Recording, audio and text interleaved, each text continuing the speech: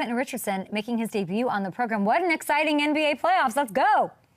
Yes, definitely exciting. Definitely worth the watch right now. Everybody getting their money's worth. They really are, and I can't wait to get into some of these NBA playoffs. So let's go ahead and do it. I'm going to talk about the Bears too. But what did you make of that series? They have the second shortest finals odds I'm looking at right now. They leapfrogged the Spurs overnight. The series tied 2-2. So let's go to the West. Who do you want the Knicks to see in the finals? I don't really care who they play. I don't want them to play anybody, but I'm expecting this Thunder and Spurs series to go about 6 or 7. And, man, whoever come out of it, just hopefully they're not banged up, and it's going to be a good series for the Knicks in the finals. They sweep the Cavs. I'm not a basketball girly. That's why you're here, to make me smarter. I mean, this was a 3 seed, down 2-1 to the Hawks. They win 11 straight. It's dominant. How do you account for what the Knicks team has done? Man, they've done, like, you see it happen a lot of times during the season in different times where teams, get that feel good vibe and they hit a streak and everything is all on clicking on the right cylinders and they all on the same page. I think they just fortunate and found that special place right now, dead in the midst of a playoff run, and they took it to the max. 10, 11 straight without losing. Everybody's feeling good. Everything's going their way. All of the balls are falling in their direction, and everything is going right. So I mean, right now they on a blessed run, and hopefully they could just keep this thing bottled up and take it into the finals. Well, there's other teams that have superstars, right, and that are maybe on paper like they pop off or more, whatever you want to say, like play. But you said symmetry. Can you put that into words for me? Because it really is, as a fan, and I haven't watched much, but there's a uniqueness of how they fit together and work. Yeah, I mean, you hear the guys talk about it, but if you pay close attention, you can see it. After the games, you hear Josh Hart saying how them as a team, they selfless. I mean, it's one thing to say those type of things, but you see them act out on those things. Like when Josh Hart in those first couple of games didn't play a lot and he didn't do this and that. Some guys you may see pout, throw a pity party for themselves. You could see them. You could see you could see it on their body language on the bench and when they're walking in the huddles and things like that. You didn't see that from any of these guys. You didn't see it from Josh Hart when he didn't play.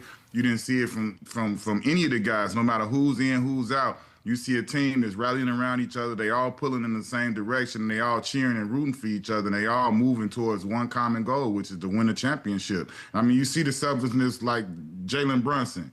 He signed a year earlier and cost himself and sacrificed $100+ million when he could have waited and got the Ultra Max, which is the theme of what every superstar does in this era. But he didn't do that. He led with examples, showing selflessness right there. Like, I'm going to do this move so that my team could go out and acquire more people to put around me so that we could try and compete for this championship. And you're seeing it paying off in real time right now. James Harden said the Cavs were the better team. Do you agree?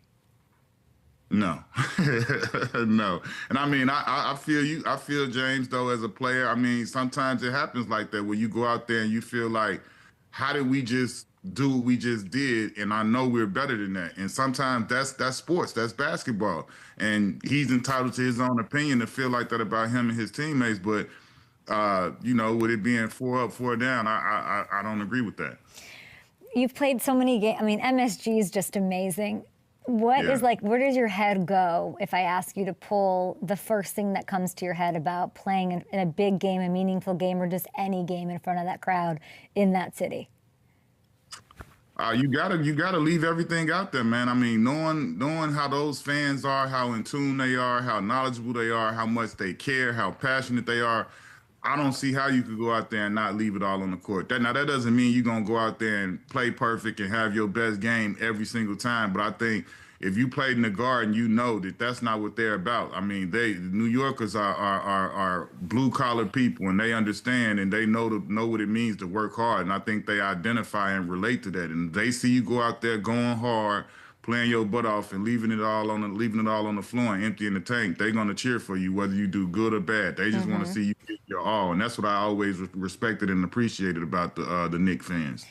Q, you've played everywhere. Is it the biggest advantage in the NBA, MSG? I think it can be. I think it can be, but I think also, like I say, it depends on the group you have because it could be a lot. And I've been on teams where I saw it working the other way for them, where players are intimidated. I'm talking about their own players are intimidated by the crowd and by what's going on. So I think it just depends on what type of group of guys you get. I think for this group, it's absolutely an advantage for them because of the way they play. But I think at times, I mean, you could hear it in what game was that? Game one when in the Cleveland series when they were down, it was so quiet in there that it became like tense. It's like every shot you miss, you feel the pressure build on it's heavier than the regular shot, and so it's one of those type of arenas. But if you got the right type of people, right type of players, it won't impact them as much, and it will be an advantage. But I think it does have the tendency to go both ways because they're so passionate and they're so into it. Who's the person that you saw at the Garden that you think's like the most distracting ever?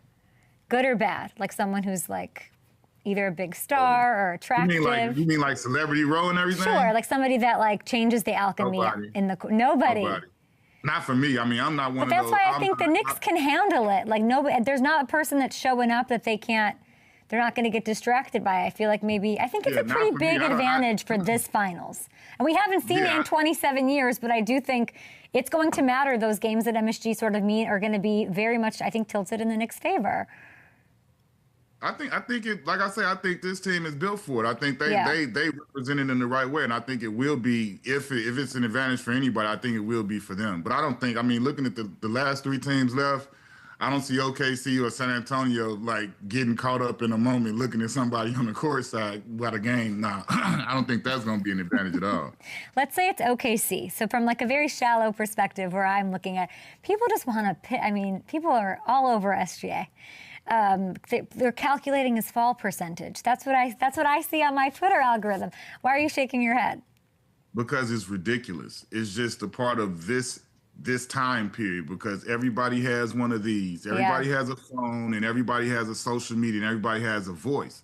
So now everybody can say whatever they think. And it's just like you see somebody say this, oh, foul baiter or unethical. Like you see these little phrases get caught onto and people take them and run with them. But it's like, y'all clearly haven't been watching basketball for the last, I don't know, 50 years. Like every guy who's the MVP, who's the name him, Quinn. Who does this worse than him? Who does this worse than SGA? I'm not about to say anybody does it worse, but I mean, when you want to talk about people getting to the I mean, even if you go right now in this season, SGA didn't lead the league in free throw attempts. Luka and Austin Reeves did. So what are we talking about? Like, you know what I'm saying? Like, and it's always been from Allen Iverson falling down, D Wade to Kobe to Paul Pierce to T-Mac, the top guys always lead the league in free throws. They are good at it. They are the best players in the world. That's why they first of all, they nice. Their game, their moves, they get you out of position. That's what starts it because they nice. They can get you out of your position and put you in a bad way. That's what everybody that's the best player has ever done. You go look at it year after year from the Larry Birds to the Magic Johnsons, all the way up to the Kobe's and the T-Macs, and to now when you get the Austin Reeves, the Lukas, the LeBron had his moment, the KDs had their moment, the Russ Westbrooks, those guys always are like in the top 5 and leading the league in free throws. I don't, like, to me, I get it. The Thunder right now, they seem like a cheat code. They got all of the picks, they got all of the draft capital, they got all of these young players. They still like SGA is only 27 and he's in the prime and he's on a 2-year run as the MVP and looking like they can compete for a back-to-back championship. So it's a lot to hate on if you're not an OKC Thunder fan and you're not one of the 8 people and with them. So I feel why everybody else feels that way and get upset when they come sliding through and they about to blow you out without J-Dub and without this guy and they got they got a lot going on. So I understand where the hate comes from, but it don't make it true. I mean, yeah, Kobe and Jordan got calls too and people complained about it all the time. It's just, I think it's noisier now, like you're saying, or it's something to focus on. There's an art to doing it, right? There is. I mean, like I say, you like, I played with Corey Maggette. Corey Maggette in what year was that? I want to say 03 or 04. Mm-hmm. Corey Maggette led the league in free throw attempts and makes and that was with Shaq when Shaq was getting hacker Shaq. because Corey knew how to get fouled.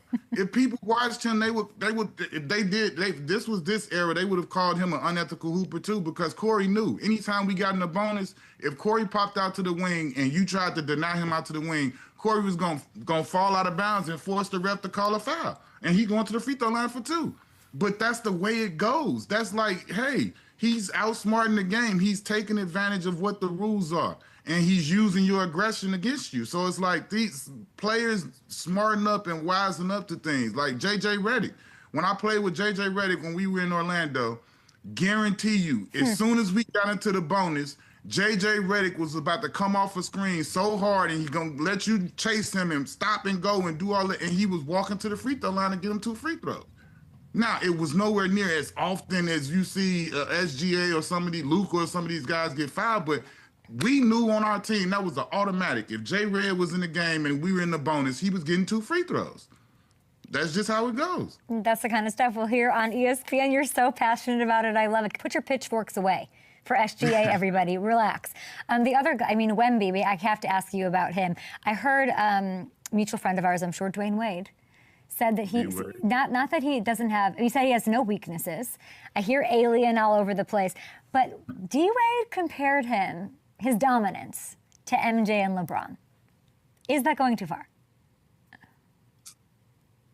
Too early? Mean, this is no, I'm gonna say this. This is what I think. I don't think it's going too far, because I've been in the since that game 1 and how he's been playing in these playoffs, he's really put me in a mindset of like obviously he's not there yet. It's early, but it's like I'm trying to figure out where he is, because I think, like, for me with Victor, it's his mentality. His mentality is what separates. Obviously, the size and his archetype and his build is obviously out of this world and different. But for me, I feel like I need more evidence, maybe another year or 2 or whatever. But I feel like the thing that makes him different, and the reason why you would hear D-Wade compare him to an MJ or a LeBron or something, is because the mentality. I feel like he has that killer and that mindset that I'm gonna go out and I'm gonna do whatever it needs to take, whatever it takes to fulfill this, what I'm trying to fulfill. I'm trying to be as great as possible. And we've not seen people do the things he's willing to do.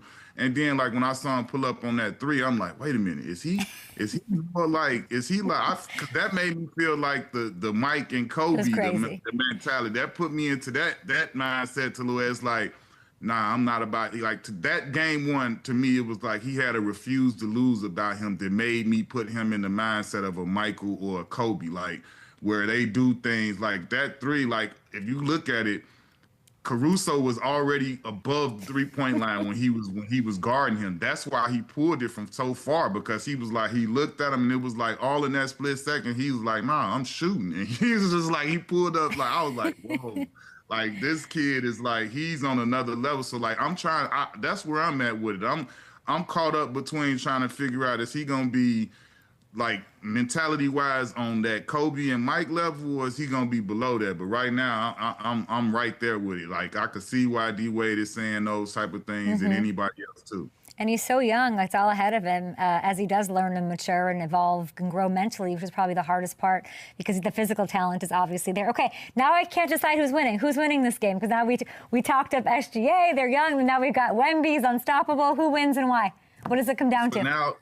But now I'm gonna favor OKC because of the like you say, the age and the they got more veterans, they got more guys that's been around that block so far, even though they got a couple injuries, but they're headed back. They got the home court advantage, headed back to OKC. So I'm a roll with OKC right now. I feel like the age is gonna outdo the youth in this one. Hey everybody, thanks for watching the Up and Adam show. Make sure you subscribe and hit the like button.